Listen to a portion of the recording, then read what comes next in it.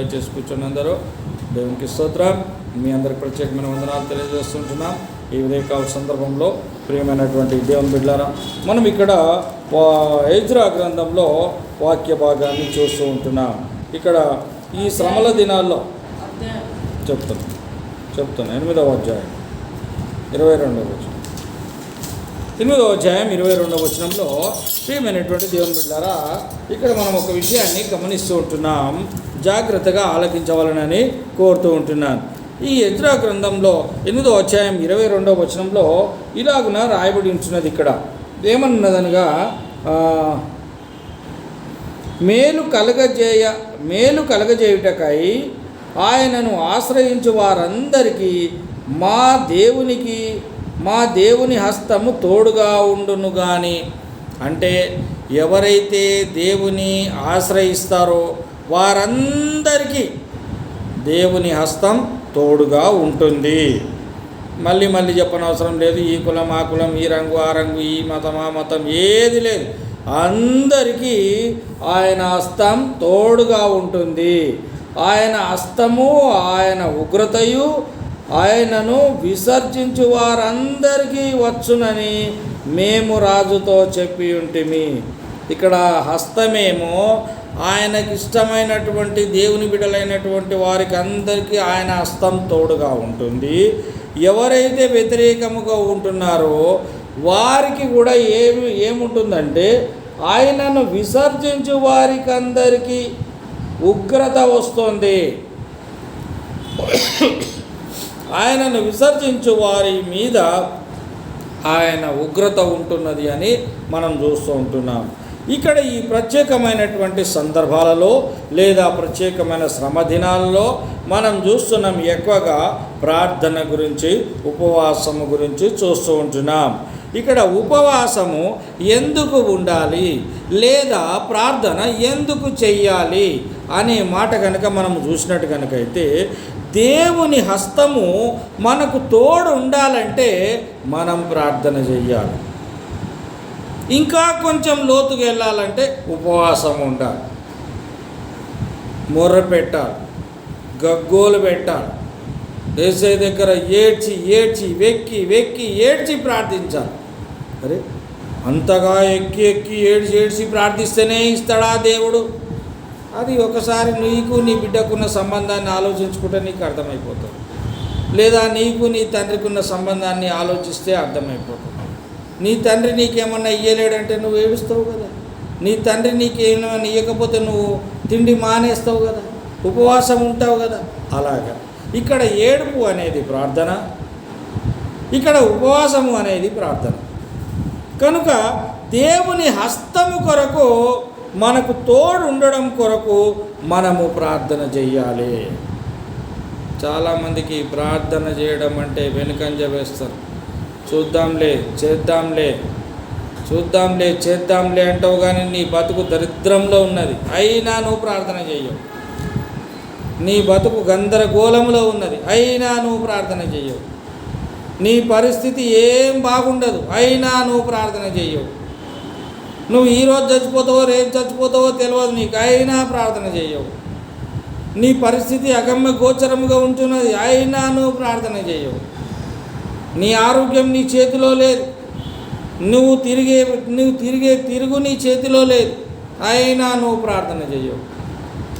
కానీ దేవుని హస్తం తోడుగుండాలని మనం ప్రార్థన చేయాలి. దేవుని హస్తం అనగా ఆయన దక్షిణ హస్తం, ఆయన కుడి చెయ్యి మన మీద ఉంటుంది.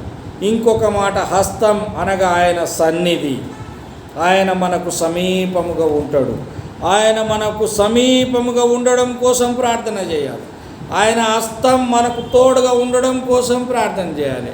ఆయన ఇమ్మాన్యుయేల్ అనగా తోడుగా ఉండేటటువంటి దేవుడు అని తెలిసి నువ్వు ప్రార్థన చేయాలి. అది మొదటిదిగా. రెండవదిగా చూస్తే ఇదే 21వ వచనంలో మనకు కనబడుతున్నది. ఏం కనబడుతున్నది? అప్పుడు దేవుని సన్నిధి మమ్మును మేము దుఃఖపరుచుకొని మాకును మా చిన్నవారికి మా ఆస్తికిని శుభ ప్రయాణము కలుగునట్లుగా ఆయనను వేడుకుంటిమే. ఎలాగ వేడుకుంటున్నాము? శుభ ప్రయాణం. మనము ఎక్కడైతే ప్రయాణం చేస్తూ ఉంటున్నామో మన ఆస్తికి, మన ప్రయాణానికి, మన ప్రయాణం అనగా మన జర్నీ అనగా పరలోక యాత్ర. సియోను పాటలు పాడుతూ సియోను వెళ్ళేదము అనే పాట. అంటే మనము పరలోకానికి వెళ్ళే ప్రయాణంలో ఉంటున్నాం. ఈ ప్రయాణము శుభప్రదముగా ఉండాలి. దేవునికి స్తోత్రం, హల్లెలూయా. శుభప్రదమైనటువంటి ప్రయాణంలో ఇబ్బందులు ఉంటాయి, ప్రయాణంలో రోగాలు ఉంటాయి, ప్రయాణంలో అప్పులు ఉంటాయి, ప్రయాణంలో మరి అడవుల్లో అనగా సమస్యల్లో మనం వెడుతూ ఉంటే జంతువులు వస్తాయి, సింహాలు వస్తాయి, మన మీద పడతాయి, పీక్క తింటాయి, మనని చంపేస్తాయి. కనుక మనం ఏం చేయాలి? ఈ శుభ ప్రయాణం కోసం ఒకటి. రెండవది మన ఆస్తి కోసం. ఆస్తి అంటే నీకు ఉంటున్న ఇల్లు బంగ్లా ఆస్తి కాదు, నువ్వు బతికుంటేనే ఆస్తి. నువ్వు బ్రతికున్నావు, నీ శరీరం ప్రాణం ఊపిరితో ఉంది అంటే నువ్వు ఆస్తి కలిగి ఉన్నావు అని అర్థం. మానవుడు ఆస్తి కలిగి ఉన్నాడు. ఒక కిడ్నీ అమ్మితే 5 లక్షలు వస్తాయి, 2 కిడ్నీలు అమ్మితే 10 లక్షలు వస్తాయి. అంటే ఆస్తి నీ దగ్గర ఉన్నట్టా లేనట్టా? ఆస్తి నీ దగ్గర ఉంది. ఒక 2 కళ్ళు వేరేలోకి ఇచ్చినావంటే కోట్ల రూపాయలు వస్తాయి. అంటే మొత్తానికి చెప్పాలంటే నీ బాడీ కొన్ని వేల కోట్ల రూపాయల ఆస్తి కలిగినటువంటి శరీరం ఇది. మరి ఈ ఆస్తి నీకు మంచిగా ఉండాలి. ఈ ఆస్తితోటి నువ్వు ఒక ప్రయాణంలో పోతున్నావు, ఒక అడవిలో పోతున్నావు, ఒక సముద్రంలో పోతున్నావు, లేకపోతే ఒక మనుషుల మధ్యలో పోతున్నావు, ఒక దెయ్యాల మధ్యలో పోతున్నావు. నిన్ను చంపేస్తారు, నిన్ను పీక్క తింటారు, నీ ఆస్తిని వాళ్ళు కొట్టేస్తారు. ఆస్తిని కొట్టేస్తారు. ఒక మనిషి దొరికిందంటే ఈ రోజులలో ఎట్లుందంటే కళ్ళు అమ్ముకుంటున్నారు, కిడ్నీలు అమ్ముకుంటున్నారు, ఊపిరితిత్తులు అమ్ముకుంటున్నారు, అన్నీ అమ్ముకుంటున్నారు. అంటే నువ్వు ఆస్తే కదా. నీ ఆస్తి కాపాడుకోవాలంటే దేవుని హస్తం నీకు తోడుగా ఉండాలి. అంటే నీ శరీరంలో ఉన్న ఆస్తి చాలా ఉన్నది కనుక వేల కోట్ల రూపాయలు ఆస్తి ఉన్నది నీ దగ్గర. కిడ్నీలు అమ్ముతారు, కళ్ళు అమ్ముతారు, ఇంకా లోపల మనకు తెలియని ఏమేమో ఉన్నాయి మన బాడీలో, అవన్నీ అమ్ముకొని సొమ్ము చేసుకుంటారు. మనమేమో వ్యాపారంలో వస్తువులు అమ్ముకుంటున్నాం. కొందరు చాలా తెలివిగల్లో పైసల మీద పైసలు సంపాదిస్తారు, తెలుసా తెలియదు. మనమేమో ఏదైనా వస్తువు అమ్మి పైసలు సంపాదించుకుంటాం, లేకపోతే ఒక ట్యూషన్ చెప్తాం, ఒక చదువు చెప్తాం, ఒక ఇంటికాడ పోయి ఆకిలు ఊడుస్తాం, ఒక ఇంటికాడ పోయి ఎట్టి చాకిరి చేస్తాం, పైసలు సంపాదించుకుంటాం. ఇది ఒక రకం. ఇంకొంతమంది ఉంటారు డబ్బుల మీద డబ్బులు సంపాదిస్తారు. మారోడళ్ళు ఉన్నారు, ఏం చేస్తారు? డబ్బులు ఇస్తారు, మళ్ళీ డబ్బులు తీసుకుంటారు. అబ్బా ఎంత తెలివి! పైసలు అమ్ముకొని పైసలు సంపాదించారు వాళ్ళు. ఇంకో కొంతమంది ఉన్నారు, ఇవన్నీ ఈ వ్యాపారాలు ఏం చేయరు, మనుషుల మీద వ్యాపారం చేస్తారు. చిన్నపిల్లల్ని అమ్ముతారు, డబ్బులు సంపాదించుకుంటారు. ఆడవాళ్ళని అమ్ముతారు, డబ్బులు సంపాదించుకుంటారు. మగ పిల్లలను అమ్ముతారు, డబ్బులు సంపాదించుకుంటారు. ఇదొక బిజినెస్, అంటే ఇదొక ఆస్తి. ఇవన్నీ ఒక రకమైన బిజినెస్ అయితే ఇంకొక రకమైన బిజినెస్ ఏంటిదంటే మనలో ఉన్న కిడ్నీలు, ఊపిరితిత్తులు, గుండెలు, కళ్ళు, చెవులు ఇవి అమ్ముకుంటారు. ఇది ఒక రకమైన బిజినెస్. అందుకే దేవుడు అంటున్నాడు, దేవుని హస్తం నీకు తోడుగా ఉండాలంటే నువ్వు ప్రార్థన చెయ్యాలి. మెలకువగా ఉండి ప్రార్థన చేయుడు అంటాడు. మీరు శోధనలో ప్రవేశించకుండా మెలకువగా ఉండి ప్రార్థన చేయండి అంటాడు. శోధన వస్తుందేమో నీ దగ్గరికి. శోధన అంటే దుష్టుడు ఏ రూపంలో వస్తాడో వాడు అనేక రూపాల్లో వస్తాడు. ఒకసారి డబ్బు రూపంలో, ఒకసారి డబ్బు రూపంలో వస్తాడు, ఒకసారి ఆడవాళ్ళ రూపంలో వస్తాడు, ఒకసారి మగవాళ్ళ రూపంలో వస్తాడు, ఒకసారి ఇంకా ఏదో రకరకాల రూపంలో వస్తాడు వాడు నీ దగ్గరికి. అందుకే నీవు శోధనలో ప్రవేశింపకుండా ప్రార్థన చేయండి, మెలకువగా ఉండి ప్రార్థన చేయండి అంటాడు. ప్రార్థననే సన్నగిలిపోయింది ఈ దినాలలో. ప్రార్థననే చేయడం లేదు. కొందరికి కనిపించే ప్రార్థన చేస్తే ప్రార్థన చేసినట్టు ఉంటుంది, కొందరికి ప్రార్థన చేయకపోయినా చేసినా నేను అంటారు. మాకు చెప్పకు, మేము చూడాల్సిన అవసరం లేదు. నీ ప్రార్థన దేవుడు చూస్తాడు. నువ్వు చేస్తున్నావా చేస్తలేవా యేసయ్యకు నీకు సంబంధం, నాకేం సంబంధం లేదు. నేను చూడాలని నువ్వేం ప్రార్థన చెయ్యకు. ఆయన అన్నాడు, గదిలోకి వేసుకో, గదిలో పోయి తలుపు పెట్టుకొని గేడేసుకొని ప్రార్థన చేసుకో అన్నాడు. అంతేగాని నన్ను నేను చూసేటప్పుడు ప్రార్థన చేయన్నాడా? అనలే. మరి అది నీకు సంబంధించింది, నీకు నీ యేసయ్యకు సంబంధించింది. నాకేం సంబంధం లేదు. అది నేను చేసే ప్రార్థన నీకు సంబంధం లేదు, నువ్వు చేసే ప్రార్థన నాకు సంబంధం లేదు. నాది యేసయ్యకు సంబంధం, నీది యేసయ్యకు సంబంధం. యేసయ్య హస్తం సన్నిధి లేదా ఆయన దక్షిణాస్తం తోడుగా ఉండడం కోసం ప్రార్థన చేసుకో. నీ దరిద్రం పోవడం కోసం ప్రార్థన చేసుకో.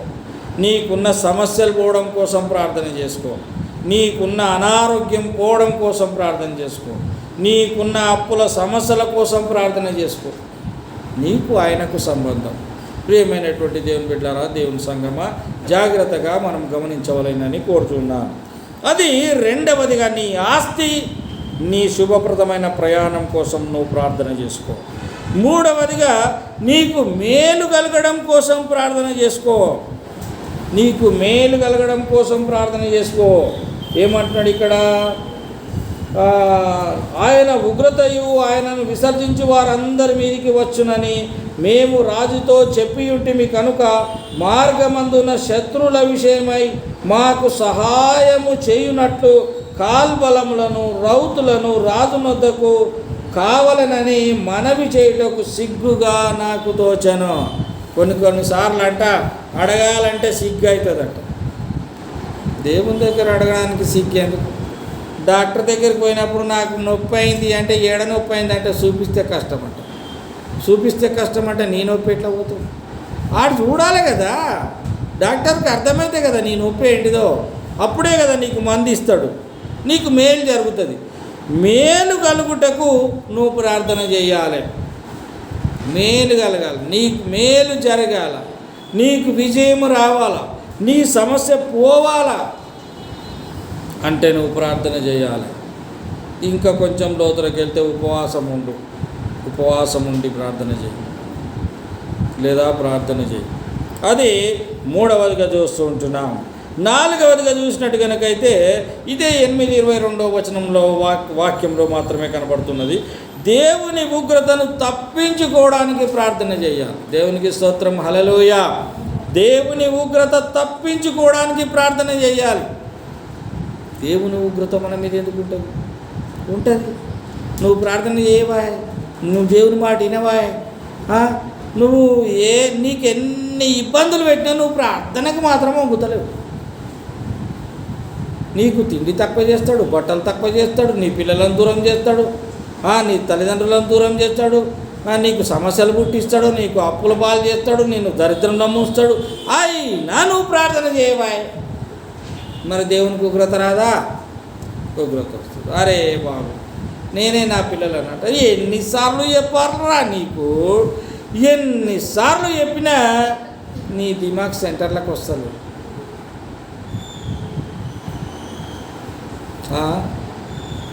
ఒక అయ్యగారి దగ్గర పిల్లలు ఇట్లనే ఆస్తి కొరకు కొట్లాడుతారు. నీ ఆస్తి నాకు కావాలి, నీ ఆస్తి నాకు కావాలి. ఆయన అన్నాడు, మీకు ఇద్దరికి ఇచ్చేది లేదురా ఆస్తి. ఎందుకంటే నేను చెప్పిన ఒక్క మాట ఎన్నాడు మీరు వినలేరు, నన్ను లెక్కనే చేస్తలేరు. మీరు ఆస్తి మీకు ఇచ్చేది లేదు, గవర్నమెంట్కు రాసిచ్చేస్తున్నాను. వారికి ఉన్న ఆస్తి మొత్తం గవర్నమెంట్కు రాసిచ్చేసి వాళ్ళు పగబట్టిరు వాళ్ళ అయ్య మీద. మాకు ఇవ్వకుండా గవర్నమెంట్కి, అనాథాశ్రమాలకి, బీదోళ్ళకి రాసిస్తావా నువ్వు అని పగబట్టి. కానీ ఆయనని ఏం చేయలేకపోయారు. ఏం చేస్తారు? ఏమన్నా చేసిరు అనుకో గవర్నమెంట్ దిగుతుంది. ఏమిరా ఆస్తి మా గవర్నమెంట్కి ఇచ్చిరని మీరు ఇబ్బంది పెడుతున్నారు బిడ్డ, మిమ్మల్ని లోపడేస్తాం. అందుకని వాళ్ళు ఏం అనలేకపోయారు. అది కనుక దేవుని ఉగ్రత తప్పించుకోవడానికి ప్రార్థన చేయాలి. ఇంకోటి, అసలు దేవుని ఉగ్రత మన మీద ఉన్నదా లేదా అనేది కూడా మనము తెలుసుకోవాలి. దేవుని ఉగ్రత నీ మీద ఉంటే ఏం జరుగుతుంది అనేది నీకు అర్థం కావాలి. దేవుని ఉగ్రత నీ మీద ఉన్నదో లేదో నీకు తెలియదా? అందుకే నువ్వు ప్రార్థన చేస్తావు, అందుకే నువ్వు ఉపవాసం ఉంటావు, అందుకే నువ్వు మందిరానికి వస్తావు, అందుకే నువ్వు బైబిల్ చదువు, అందుకే నువ్వు ప్రార్థన చేయవు. ఎందుకు? దేవుని ఉగ్రత నీ మీద ఉన్నదో లేదో తెలియదు.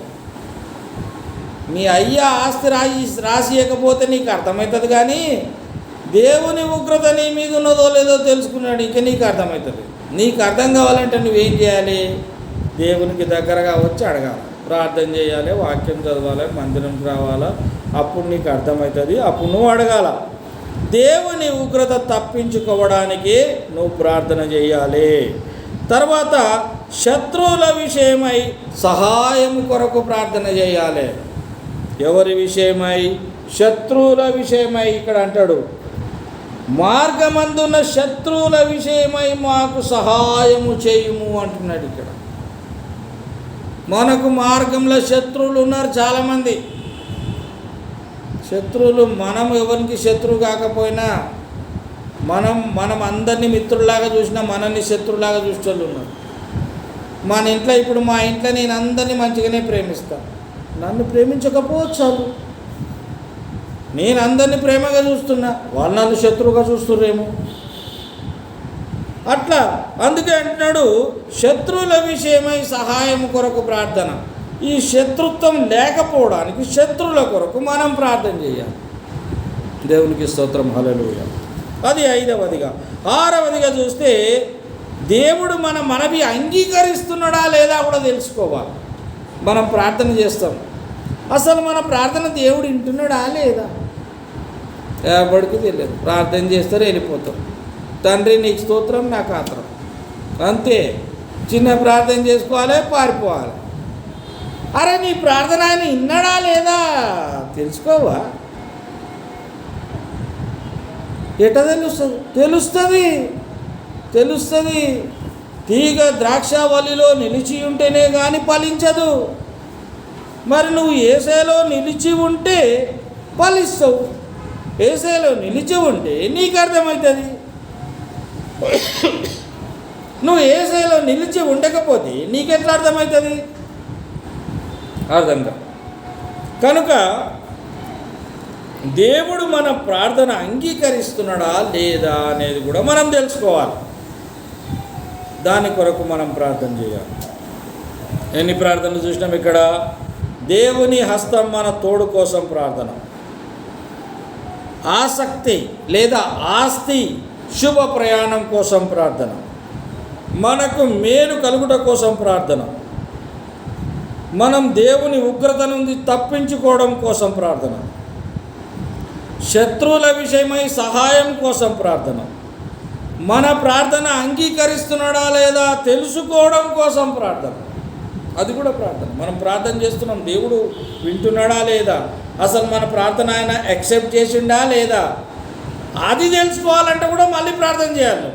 ఒక మాట ఏంటంటే, ఇప్పుడు మనం చూసింది ఎందుకు ప్రార్థన చేయాలనే విషయం చూసినాం. ఇప్పుడు 2వదిగా ఏం చూస్తున్నామంటే, ఎడతెగక ప్రార్థన చేయాలి. చైన్ ప్రేయర్ చేస్తారు కొన్ని సంఘాలలో. 24 గంటలు ప్రార్థన జరుగుతుంది, 24/7 ప్రార్థన జరుగుతుంది కొన్ని సంఘాలలో. అక్కడ జనాలు బాగున్నారు సార్, అందుకే చైన్ ప్రార్థన జరుగుతుంది అంటారు. అంటే జనాలు బాగలేకపోతే చైన్ ప్రార్థన జరగరా? జనాలు బాగుంటే ఒక్కొక్కరికి అర్ధగంట ప్రార్థన వస్తుంది, ఒక్కొక్కరికి 10 నిమిషాలు ప్రార్థన వస్తుంది. జనాలు బాగలేరు అనుకోండి, 4 ఉన్నారనుకోండి, 4 6 24 6 గంటలు ప్రార్థన చేయాలి. మనం 4 ఉన్నాం కదా, ఒక్కొక్కడు రోజుకు 6 గంటలు ప్రార్థన చేయాలి, 24 గంటలు కంప్లీట్ అయిపోతుంది. అట్లా మనం ప్రార్థన చేయడానికి పురికొల్పబడాలి, ఎడతెగక ప్రార్థన చేయాలి. ఈ ప్రార్థన ఎట్లా? దేవుని సన్నిధిలో మనం ఉన్నాము కనుక బయటి ప్రపంచాన్ని మరిచి ప్రార్థన చేయాలి. అంటే మనం అనుకుంటాం 6 గంటలు అనుకుంటాం. ఈ 6 గంటలు బయటి ప్రపంచాన్ని మర్చిపోవాలి. ఎవడన్నా చచ్చిపోని, ఎవడన్నా ఏమైపోని, ఈ లోకమంతా మునిగిపోని, నువ్వు మాత్రం ప్రార్థనలో ఉండాలి. ఇది ఏం ప్రార్థన? ఎడతెగక ప్రార్థన, చైన్ ప్రేయర్, గొలుసు ప్రార్థన. ఇది సంఘంలో. ఒకవేళ కుటుంబంలో ఏదన్నా సమస్య ఉన్నదనుకో, కుటుంబంలో ఎంతమంది ఉంటారు? మా ఇంట్లో 5 మంది ఉన్నాం. మేము ఒక్కొక్కరం ఎన్ని గంటలు చేయాలి ప్రార్థన చెప్పండి? ఎన్ని గంటలు చేయాలి? మేము 5 మంది 24 గంటలు చేయాలి. అంటే ఉదాహరణకు 5 గంటలు చేయాలి. 5 5 25 కదా, అంటే 90 నిమిషాలు, 60 50 నిమిషాలు, 1 గంటకు 50 నిమిషాలు కదా. అట్లాగా 5 గంటలు అంటే 5 5 25 అంటే అంతే. 1 గంట మినాయించి దాంట్లో 1 గంటలో ఉన్నటువంటి 10 నిమిషాలు తీసుకుంటే సరిపోతుంది. ఆ విధంగా ఎడతెగక ప్రార్థన చేయండి. మీ ఇంట్లో దరిద్రం పోకపోతే అడగండి. మీ ఇంట్లో రోగం ఉందా? మీ ఇంట్లో అప్పులున్నాయా? మీ ఇంట్లో తిండి కొరత ఉందా? మీ ఇంట్లో బట్టల కొరత ఉందా? మీ ఇంట్లో ఏ కొరత ఉన్నది? యేసయ్య అన్నీ కలిగినోడు. ఆయన దగ్గర ధననిధి బ్యాంక్ ఉన్నది, ప్రపంచ బ్యాంక్ ఉన్నది ఆయన దగ్గర. అన్నీ ఇచ్చేస్తాడు ఆయన. ఏ పొండి సార్ మీరేం చెప్తారు, ఏడిస్తాడు యేసయ్య. మీరు ప్రయత్నం చేసి చూడండి. ప్రయత్నం చేస్తే ఇవ్వకపోతే అప్పుడు మాట్లాడాలి. ప్రయత్నమే లేదా విజయం ఎక్కడికి వెళ్ళి వస్తుంది? ఆశీర్వాదం ఎక్కడికి వెళ్ళి వస్తుంది? రాదు. శోధన అనేది దరిద్రం, రోగం, సమస్య, ఇరుకు, ఇబ్బంది. ఈ శోధనలో ప్రవేశింపకుండా మీరు మెలకువగా ఉండి ప్రార్థన చేయండి అన్నాడు ఆయన. మెలకువగా ఉండి ప్రార్థన చేయండి అంటే పంచుకోండి, టైం పంచుకొని ప్రార్థన చేయండి. ఇంట్లో ఒక్కరి సమస్య ఉంటే మా అందరి సమస్య అనుకోవాలి. సంఘంలో ఒక్కరికి సమస్య ఉంటే మా అందరి సమస్య అనుకోవాలి. అట్లా ఒకని సమస్య మా అందరి సమస్య అనుకొని నువ్వు ప్రార్థన చేస్తే ఎందుకు పోదు?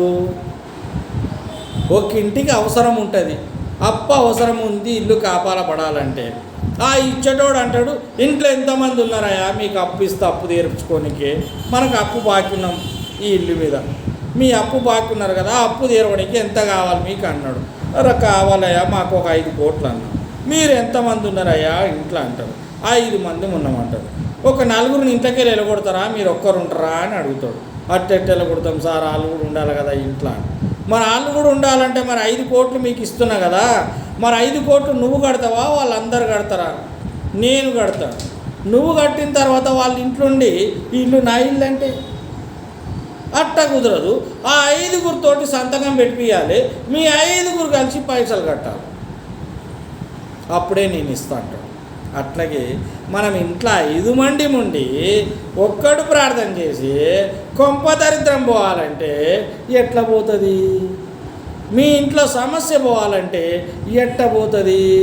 మీరు ముందు ఏకమై 4 5 తలకాయలు దగ్గర పెట్టి ఒక తలకాయ గుద్దుకొని ఏడ్చి అందరు తప్పులు ఒప్పుకొని ఒక్కటైపోయి ఒక్క మాట మీద నిలబడి 5 కోట్ల అప్పు అడిగి తెచ్చుకొని అప్పు కడితే దరిద్రం పోతుంది. అంటే ఇక్కడ ఏమర్థమైంది? కుటుంబం అంతా ఏకముగా ఉంటే కుటుంబంలో ఉన్న సమస్యలు పోతాయి. సంఘం అంతా ఏకముగా ఉండి ప్రార్థన చేసే సంఘములో ఉన్న దరిద్రం పోతుంది. దేశమంతా ఏకముగా కలిసి 2వ క్రానికల్ 2వ దినవృత్తాంతములు 5వ అధ్యాయమా ఏంటది 7:14 అంటాడు. 7:14 ఏమంటాడు? మీ దేశంకు స్వస్థత కావాలంటే మీ దేశమందరూ ఏకమై స్వస్థత కోసం ప్రార్థన చేస్తే ఆకాశమందున్న నేను మీ ప్రార్థన విని మీ దేశాన్ని స్వస్థపరుస్తా అన్నాడు యేసయ్య. అంతేగాని మోడీ గారు దేశమంతా లైట్ వెలిగించండి కరోనా పోతుంది అన్నాడు. అరే పిచ్చి నాయన, లోకమంతా లైట్ వెలిగిస్తే పోదురా? లోకమంతా మోకరించి బోర్లబడి సాగిలబడి యేసయ్య దగ్గర తప్పు ఒప్పుకుంటే పోతుంది. మీరు ఒప్పుకున్నారా? ఒప్పుకోలే. మరి ఎట్ట పోతుంది కరోనా? పోదు కదా. అది లోకమంతా అది, సంఘమంతా ఇది, కుటుంబం అంతా అది. ఏది ఏమైనా ఎడతెగని ప్రార్థన ఏకమై చెయ్యాలి. ఏకమై ప్రార్థన చేస్తే సమస్యలన్నీ పోతాయి. సమస్యలు పోతలేవు అంటే మీ కుటుంబంలో ఏకత్వం లేదు, మీ కుటుంబంలో భిన్నత్వం ఉన్నది. ఒకడు ప్రార్థనలో ఉంటాడు, ఒకడు ప్రార్థనలో ఉండడు, ఒకడు డ్రామాలలో ఉంటాడు, ఒకడు బయట ఉంటాడు. మీ దరిద్రం ఎట్లా పోతుందిరా? ఆ దరిద్రంలోనే బతుకుతారు మీరు. నువ్వైనా నేనైనా ఎవడైనా ఆ దరిద్రంలోనే బతుకుతారు. ఆ దరిద్రం పోవాలంటే ఏకత్వంలో భిన్నత్వం, భిన్నత్వంలో ఏకత్వం రావాలా. యునానిమస్, అందరూ ఏకం అవ్వాలా, యునైటెడ్గా ఉండాలా, ప్రార్థన పంచుకోవాలా, నీ సమస్య పంచుకోవాలా. మమ్మీ నీ సమస్య ఏమున్నది, డాడీ నీ సమస్య ఏమున్నది, బిడ్డ నీ సమస్య ఏమున్నది, అందరి సమస్యలు పంచుకొని అందరి సమస్యల కోసం ప్రార్థన చేయాలి. దేవుడు తప్పకుండా విజయం ఇస్తాడు. ఎడతెగని ప్రార్థన చేస్తే ఇస్తాడు. ఈ ఎడతెగని ప్రార్థన ఎట్లనంట, బయటి ప్రపంచానికి తెలియకుండా తలుపులు వేసుకొని 5గురు చచ్చిపోవాలంటే ఏం చేస్తారండి, పాయిజన్ కొనుక్కొచ్చుకొని లోపలికి వెళ్ళి తలుపు పెట్టుకొని అన్ని గ్లాసులలో నింపుకొని అందరు ఒకటేసారి తాగి టపాం అంటారు కదా. మరి అట్లాగే ఇది కూడా పాయిజన్ అనుకోండి. అందరూ తలుపేసుకోండి, అందరూ ఒక్క దగ్గర కూర్చోండి, ఏడవండి, ప్రార్థన చేయండి, దేవుడు మీ సమస్య తీసేస్తాడు. దేవునికి స్తోత్రం, హల్లెలూయా. అది తర్వాత రెండవదిగా చూసినట్టు కనుకైతే ప్రియమైనటువంటి దేవుని బిడ్డలారా, దుఃఖముతో ప్రార్థన. దుఃఖముతో ప్రార్థన అంటే దుఃఖము సమాప్తం కావడానికి ఇంత శ్రమ ఉన్నది కదా, ఇంత బాధ ఉన్నది కదా, కుటుంబంలో పరిస్థితి బాగలేదు కదా. ఒకడేమో సినిమాలు చూస్తాడు, ఒకడేమో షికారులు పడతాడు, ఒకడేమో ఇంకేదేదో కార్యక్రమాలు చేస్తుంటాడు. సమస్యలు ఎట్లా పోతాయి? పోవయ్యా, సమస్యలు పోవు. ఇవి పోవాలంటే ఏం చేయాలి? దుఃఖముతో, అందరూ దుఃఖముతోటి ప్రార్థన చేయాలి. ఆ దుఃఖం సమాప్తం అయిపోతుంది. ఆ దినమే లాస్ట్. నేను చెప్పాను కదా గతంలో, సంఘంలో ఒక ఆయన బాగా ఏడుస్తున్నాడు, వచ్చి ప్రార్థన చేసుకుంటా, అయ్యో నా తప్పు క్షమించు, తప్పు క్షమించు అంటే గట్టిగా ఏడుచుంటే పక్కనున్నోళ్ళరా ఆయన గట్టిగా ఏడుస్తున్నారు, జర మెల్లగా ఏడుమానండి. గట్టిగా ఏడ్చేటోని ఎవడారా పోయి మెల్లగా ఏడువాయి అంటారా? అదే మన సౌండ్ బాక్స్ ఆ వాల్యూమ్ తగ్గించనీకే, సార్ నువ్వు మెల్లగేడు ఆడు మెల్లగా ఏడువాడు, వాని బాధ అంత ఉన్నది. ఇప్పుడు చూడడానికి చచ్చిపోయిందంటే అమ్మో అయ్యో అని గగ్గోలు పెడతారు. ఆయన పోయి పట్టుకొని మెల్లగేడు అంటే మెల్లగా ఏడుతాడు. ఆడు వాని బాధ అట్లున్నది, వాని బాధ లోపల కాలిపోతున్నది, ఏడుస్తారు. కొందరికి విజయం వస్తే గంతులేస్తారు, దుంకుతారు. కొందరు చచ్చిపోతే గంతులేస్తారు, దుంకుతారు. పెళ్ళయింది అనుకోండి, ఇక డ్యాన్సులు వేస్తారు, పాటలు పాడతారు. పెళ్ళిళ్ళ డ్యాన్సులు పాటలు జోరు ఉంటుంది. మరి యేసయ్య మందిరానికి వచ్చినప్పుడు యేసయ్య పెళ్లి కుమారుడుగా రాబోతున్నాడు, నువ్వేం చేయాలా? గంతులేయాలా, గట్టిగా పాటలు పాడాలా? నోరు మూసుకుంటావేంటి? నోరు మూసుకుంటే పాట ఎట్లా వస్తుంది? గట్టిగా పాట పాడాలా? సంతోషం లేదా నీకు యేసయ్యది? కానీ అందరి విషయంలో చచ్చిపోతేనేమో ఏడుస్తాము, మనుషుల విషయంలో పెళ్ళి అయితేనేమో డ్రామాలు డ్యాన్సులు వేస్తాము. మరి యేసయ్య విషయంలో చచ్చిపోయినా సంతోషమే, యేసయ్య బతికినా సంతోషమే. యేసయ్య జన్మంలో సంతోషం ఉన్నది, యేసయ్య మరణంలో సంతోషం ఉన్నది. నెంబర్ 1, ఆయన సన్నిధిలో ఉండాలి, ప్రార్థన చేయాలి, ప్రపంచాన్ని మర్చిపోవాలి, తలపేసుకొని ప్రార్థన చేయాలి. నెంబర్ 2, మీ దుఃఖం సమాప్తం అయిపోతుంది, ఈ రోజుతోటి ప్రార్థన చేయాలి. నెంబర్ 3, దేవుని ఆశ్రయించి అనగా మనుషుల మీద ఆధారపడకుండా దేవునిపై ఆధారపడి ప్రార్థన చేయాలి. ఇవాళ అప్పు తెచ్చుకోనికి పోతున్న వాడు అప్పిస్తాడో లేడో, వాడు అప్పిస్తాడో లేదో కాదు, యేసయ్య దగ్గర అడుగు, అయ్యా వాడు ఇస్తాడా ఇయ్యడా? యేసయ్య దగ్గర అడిగి ప్రార్థన చేసి నువ్వు దేవుని మీద ఆధారపడి అప్పుడు నీ పనికి కొనసాగించు. దేవుని మీద ఆధారపడకుండానే వెళ్ళిపోతావు. దారిలో ఏది కలిస్తే అక్కడ నిలబడతాం మనం. కానీ చాలాసార్లు నేను చెప్పిన, నువ్వు ఇంట్లోకి వెళ్ళి మందిరానికి వెళ్ళేటప్పుడు కానీ, బయటికి వెళ్ళేటప్పుడు కానీ, ఇంట్లో నువ్వు ముందు ప్రార్థన చేసుకో. నువ్వు ఏ పని మీద పోతున్నావో అదే పనికి పో. మధ్యలో వేరే పనులు పెట్టుకోక. ఇక దారిలో ఏది కనబడిపిస్తే ఆ పని పెట్టుకోవద్దు. అదొక దరిద్రం. దరిద్రులు వెతుకుతారు, అట్లా పెట్టుకోవద్దు. యేసయ్య అంటాడు, మీరు దరిద్రులై కూడా ధనవంతులే అంటాడు. మనం దరిద్రంలో ఉన్నా కానీ కూడా మనం ధనవంతులమని ఫీల్ అవ్వాలి. అందుకే మనం దేవుని దగ్గర ఏది అడుగుతామో అక్కడికే పోవాలా, ఆ పనే చేసుకొని రావాలా, వేరే పని ముట్టుకోవద్దు. ఇక అది దేవుని ఆశ్రయించి మనుషుల మీద ఆధారపడక దేవునిపై ఆధారపడి ప్రార్థన చేయాలి. 4వదిగా ఏదైతే నీకు కొరత ఉందో ఆ కొరత దేవుడు తీసేయడం కోసం ప్రార్థన చేయాలి. కొరత ఎన్నిసార్లు చెప్పాలి? అనారోగ్యం అనారోగ్యం అనారోగ్యం, అప్పు అప్పు అప్పు, చదువు చదువు చదువు, తిండి తిండి తిండి, ఇల్లు ఇల్లు ఇల్లు, ఇవన్నీ కొరతలే. ఎన్నిసార్లు చెప్పాలి? నీ కొరత అనే ఒక మాట. నీకు ఏ కొరత ఉన్నదో దానికోసం నువ్వు ఆయన దగ్గర వేడుకోవాలి. నువ్వు ఒక్కడివి కాదు, కుటుంబం అంతా వేడుకోవాలి. లేకపోతే అందరి ఇంట్లోకి వెళ్ళిపోవాలి. ఎవరినంతలాడు బతకాలి దరిద్రంగా పోయి. నువ్వు ఒక్కరి ఇంట్లో ఉంటే నువ్వు ప్రార్థన చేసుకో. ఇంట్లో 4 ఉంటారు, ఒక్కరికి సమస్య ఉంటుంది, వాని సమస్యను పట్టించుకోరు. ఒకటే ఇంట్లో ఉంటారు, ఒకటే కంచంలో తింటారు, ఒకటే ఇంట్లో అంటారు, పక్కన పరిస్థితి పట్టించుకోరు. అరే దరిద్రులారా అనాల్సి వస్తుంది. అరే ఒకటే ఇంటున్నారు, ఈ దరిద్రం ఎందుకు బతుకుతుర్రా మీరు? ఒకటే ఇంటున్నారు, ఒకని దరిద్రం పోవాలి, ఒకని సమస్య పోవాలి అంటే అందరూ కలిసి ప్రార్థన చేయాలి, కలిసి పంచుకోవాలి. ఒకరికి అప్పు ఉన్నది, 4 2 వేస్తే 8 అవుతుంది, అప్పు తీరుతుంది. 4 పైసలు వేస్తే రోగం పోతుంది. ఆమె రోగంకి నేను ఎందుకు పైసలు వేస్తాను? ఆయన అప్పుకు నేను ఎందుకు పైసలు వేస్తాను? మనుషులా జంతువులా?